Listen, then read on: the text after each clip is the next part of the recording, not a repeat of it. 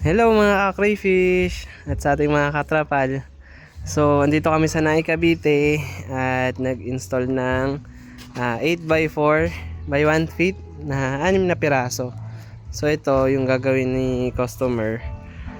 Gagawin niyang 3 layer to. Bali, dalawang 3 layer tapos may concrete pan sa ilalim. Ito, inassemble lang namin para ilagay dito sa area na to. Wait lang. Dito. Ito na yung concrete pan ni boss. Yan, dito niya ilalagay yan. Bali 2 layer lang pala siya, hindi pala 3 layer. Tapos 3 row. Yan yung concrete pan niya, kakagawa lang yan. So, talagang pang malakasan yung pagkakagawa. Ang ganda.